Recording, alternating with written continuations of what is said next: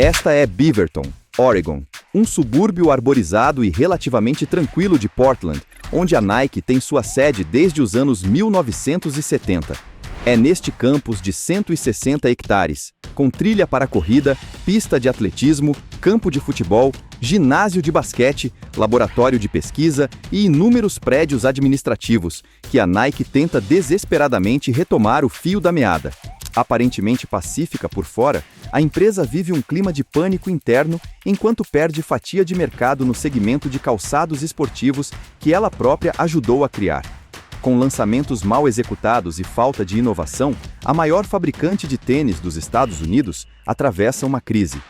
Embora 67% da receita total da empresa venha de calçados, ela não possui uma única fábrica de tênis neste campus, nem aqui, nem em nenhum outro lugar do mundo, pois a Nike não possui fábrica própria.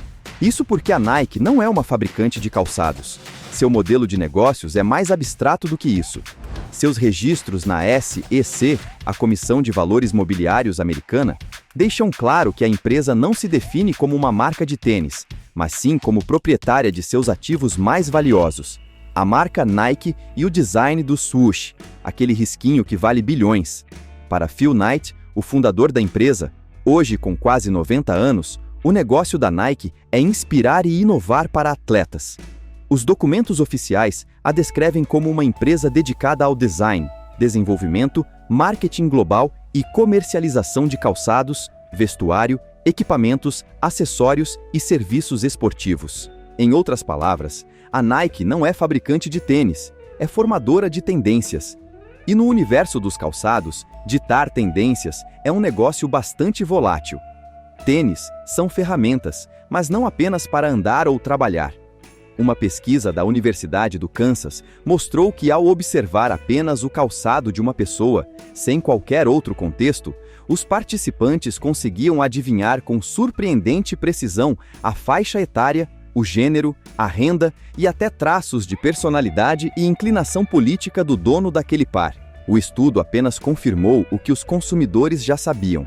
As pessoas julgam umas às outras pelo calçado e, sabendo disso, escolhem seus tênis de forma deliberada para construir uma imagem ou querer passar uma certa impressão. Extrovertidos tendem a escolher tênis vermelhos e mais chamativos, enquanto quem prefere passar despercebido opta por modelos discretos e neutros. De uma forma ou de outra, usamos o calçado para entender os outros e para moldar como os outros nos enxergam.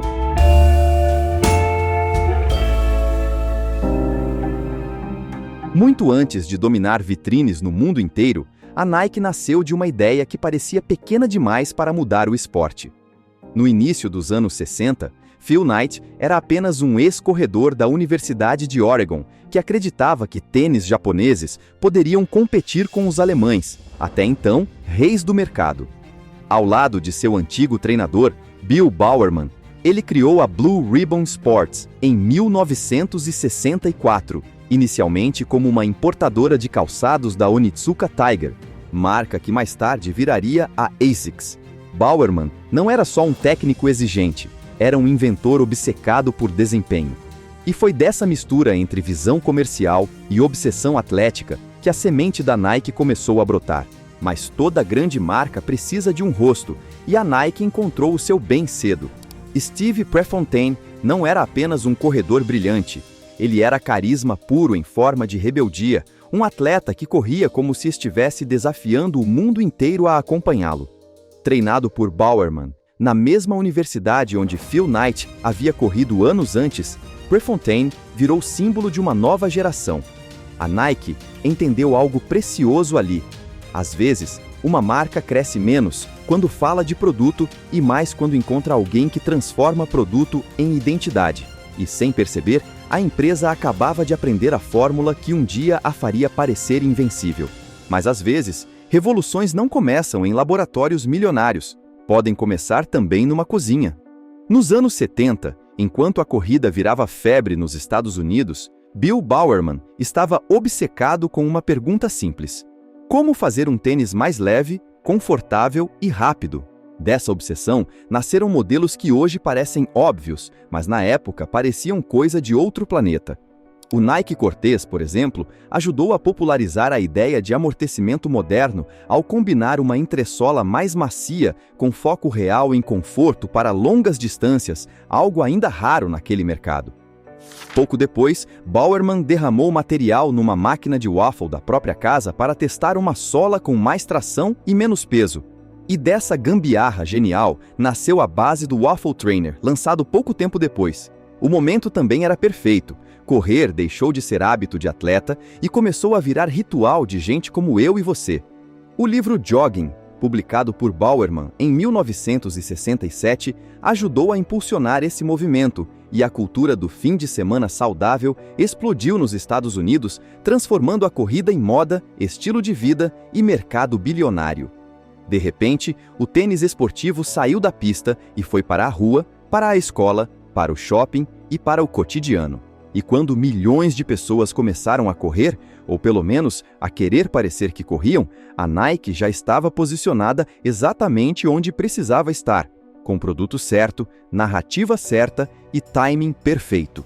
O que tinha começado como solução para performance agora virava linguagem cultural. E quando uma marca aprende a correr junto com o espírito do seu tempo, ela não cresce só em vendas. Ela também começa a ganhar poder. O verdadeiro talento da Nike nunca foi apenas fabricar um produto melhor. Foi perceber, antes dos outros, para onde o desejo coletivo estava correndo. Nos anos 70, ela enxergou a corrida virar fenômeno cultural e encontrou com Steve Prefontaine o rosto perfeito dessa onda. A lógica era simples, mas poderosa. Primeiro, identificar uma tendência nascente. Depois, escolher o atleta que melhor traduzia aquela energia. Por fim, transformar tudo isso em produto, campanha e obsessão popular. Não era só marketing, era quase uma leitura antropológica da cultura. A Nike entendia que pessoas não seguem apenas esportes, elas seguem símbolos vivos. E quando uma marca aprende a transformar comportamento em narrativa, ela deixa de vender para começar a liderar. Porém, toda fórmula brilhante tem prazo de validade. No começo dos anos 80, a corrida já não era mais a única moda. A rua, a música, a televisão e o basquete começavam a capturar a imaginação dos jovens americanos. A Nike, que havia vencido a década anterior, demorou a perceber que o centro de gravidade cultural estava saindo das pistas e entrando nas quadras. Em 1984, a empresa já sentia sinais de desgaste e enfrentava um momento delicado, justamente quando concorrentes como Converse e Adidas ainda pareciam mais naturais no universo do basquete. Só que às vezes, uma empresa só reencontra o próprio instinto quando está perto demais de afundar. E foi nesse instante que apareceu um novato chamado Michael Jordan. Quando a Nike percebeu que o mundo já não girava só em torno da corrida, ela precisou fazer algo que parecia arriscado demais até para os próprios padrões: apostar tudo em um novato. Em 1984, Michael Jordan chegava à NBA cercado de expectativa, mas ainda longe de ser a entidade cultural que conhecemos hoje. A Converse dominava as quadras com estrelas consagradas, a Adidas ainda tinha muito mais prestígio no basquete, e a Nike era vista, acima de tudo, como a marca dos corredores. Mesmo assim, a empresa enxergou em Jordan algo que vai além de estatística. Ele tinha presença, estilo, explosão e, principalmente, narrativa. Não era só um atleta promissor, era um personagem pronto para incendiar a cultura. O plano ficou ainda melhor quando virou controvérsia. A marca lançou um tênis preto e vermelho tão chamativo que entrou em choque com as regras visuais da NBA, e a história do tênis banido virou ouro puro para o marketing. Ainda que, tecnicamente, a lenda tenha sido simplificada com o tempo, já que o modelo inicialmente contestado foi o Nike Airship, antes mesmo do Air Jordan 1 dominar o imaginário popular. O que importava, porém, não era o detalhe jurídico da punição, era a sensação de rebeldia que aquilo criava. De repente, o tênis do garoto novo parecia perigoso, proibido e irresistível. O resultado foi brutal. O Air Jordan explodiu em vendas e transformou uma aposta ousada em um dos maiores movimentos de branding da história. A Nike não tinha apenas encontrado um astro, ela tinha descoberto uma mina de ouro com cadarço. Depois de Michael Jordan, a Nike não cresceu. Ela se espalhou como linguagem. Nos anos 90 e 2000, a marca aprendeu a repetir sua fórmula em escala global.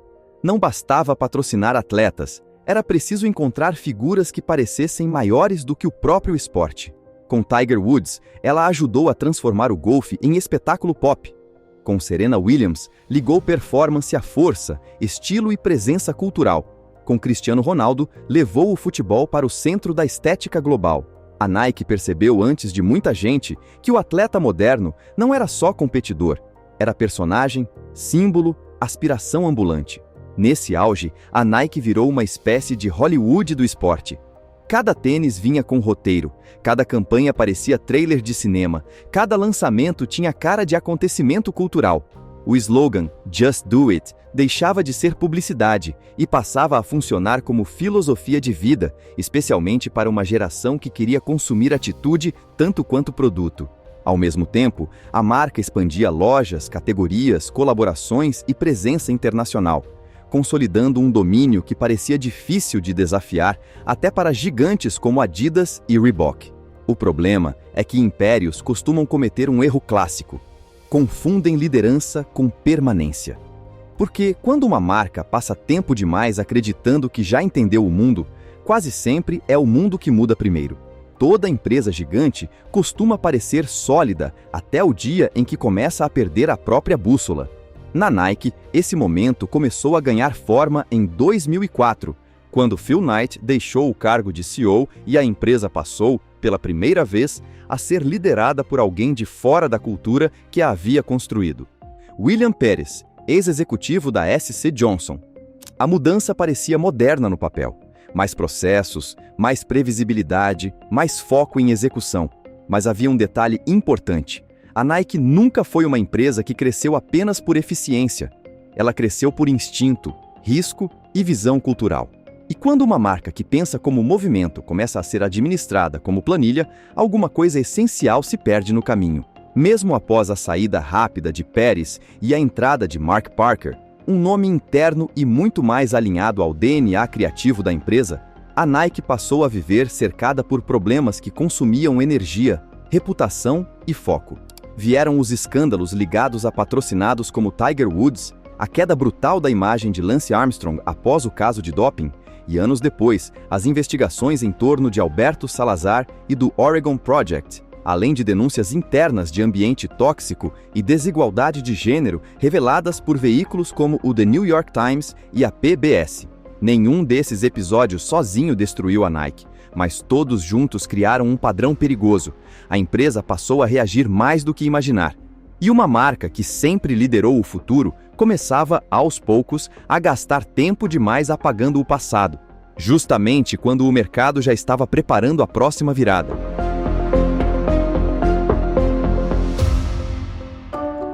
Existe algo um pouco trágico no fato da Nike ter começado a se desconectar do mercado de corrida, justamente o esporte que deu origem à empresa. Enquanto a marca ainda dominava o imaginário popular com Air Jordans, collabs e clássicos de lifestyle, o corredor sério começou a procurar outra coisa: conforto melhor, ajuste mais inteligente, estabilidade real e inovação que fizesse diferença no pé, não só no Instagram. Foi aí que marcas como Hoka, Brooks, On, Saucony, New Balance e Salomon começaram a crescer com força nas lojas especializadas, especialmente entre quem corre de verdade. A Nike ainda era enorme, mas já não era mais a primeira resposta para muita gente que vivia esse universo de corrida. O mais curioso é que a Nike não ficou para trás por falta de histórico. Ela ficou para trás por abandono estratégico. A empresa já flertava com o outdoor e com o terreno acidentado desde os anos 80, e a própria Nike reconhece que modelos como o Lavadome e o Air Approach ajudaram a abrir caminho para a criação da linha ACG em 1989, voltada justamente para ambientes mais extremos e terrenos menos previsíveis. Ou seja, ela viu esse mundo nascer, mas não permaneceu para liderá-lo. Enquanto isso, o trail running cresceu, a estética Gorpcore virou tendência cultural e concorrentes ocuparam um espaço que a Nike ajudou a inventar, mas deixou esfriar. E no meio desse vazio, uma pequena marca suíça estava prestes a provar que o futuro não espera por ninguém. pedaços de mangueira de jardim colados na sola de um protótipo. Foi assim que o ex-triatleta suíço Olivier Bernard começou a testar uma ideia simples, mas poderosa: criar um tênis que amortecesse o impacto de um jeito diferente e aliviasse dores que os modelos tradicionais não resolviam bem. A proposta parecia estranha à primeira vista, quase improvisada demais para ser levada a sério. Só que muitas vezes, a inovação real chega justamente com cara de gambiarra antes de virar uma revolução. E enquanto muita gente veria um experimento desajeitado, uma empresa realmente conectada ao futuro teria visto um sinal. O problema é que a Nike viu, e mesmo assim, deixou passar. Antes da criação oficial da On, Bernhard apresentou sua ideia a possíveis parceiros, e a Nike esteve entre as empresas que não apostaram naquele conceito. Anos depois, a On virou uma das marcas mais desejadas do mundo da corrida, misturando performance, design limpo e uma assinatura visual imediatamente reconhecível com sua tecnologia CloudTech. O que torna isso tão simbólico é que a On cresceu exatamente no território onde a Nike sempre foi mais perigosa: inovação de produto somada à identidade cultural. Em outras palavras, a Nike não perdeu apenas uma oportunidade comercial. Ela deixou escapar uma versão moderna de si mesma. Quando John Donahoe assumiu o comando da Nike em 2020, a missão parecia clara: transformar a empresa numa potência ainda mais digital, mais direta e mais eficiente. No papel, fazia sentido. Durante a pandemia, com lojas fechadas e consumo migrando para o celular, a estratégia de vender direto ao consumidor parecia quase genial. A Nike acelerou esse tipo de modelo, fortaleceu seus aplicativos, apostou pesado em clássicos como Air Force One, Dunk e Jordan, e por um tempo tudo funcionou bem. O problema é que crescimento rápido pode enganar, porque uma marca até consegue ganhar tempo vendendo nostalgia, mas não consegue construir futuro vivendo só dela. Só que, enquanto a Nike colhia resultados de curto prazo, ela estava silenciosamente enfraquecendo o próprio ecossistema. Ao priorizar seus canais próprios, a empresa desgastou relações com varejistas parceiros, reduziu espaço para a descoberta orgânica nas lojas físicas e, pior, desacelerou o ritmo de inovação em categorias decisivas. Quando o mercado voltou ao normal, a marca parecia forte por fora, mas cansada por dentro. Em junho de 2024, a situação ficou impossível de maquiar. Após divulgar projeções fracas, as ações da Nike despencaram cerca de 20% em um único dia, o pior tombo da história da companhia em bolsa. Era o tipo de queda que não assusta apenas investidores. Ela expõe, em praça pública, que a máquina mais admirada do setor havia perdido o compasso. Depois do choque, a Nike olhou para trás não por nostalgia, mas para reencontrar a própria identidade. Em 2024, a companhia trouxe de volta Elliott Hill, um veterano que havia começado como estagiário e construído sua carreira dentro da marca, justamente com a missão de recolocar o esporte no centro da empresa. Desde então, a Nike passou a tentar corrigir alguns dos erros mais visíveis da época anterior, reduzir dependência de promoções, recuperar o foco em performance, reacender a inovação e reconstruir relações com varejistas que haviam sido deixados de lado. Ainda não é uma virada cinematográfica, até porque os números recentes mostram que a recuperação tem sido mais lenta do que o mercado gostaria. Mas pela primeira vez em algum tempo, a Nike parece menos obcecada em vender tudo para todos e mais interessada em voltar a ser relevante onde realmente importa. E talvez o sinal mais simbólico dessa tentativa esteja justamente onde a empresa deixou a desejar, na ACG, sua linha voltada para ambientes mais extremos e para uma ideia de exploração que combina perfeitamente com a estética e o comportamento de agora.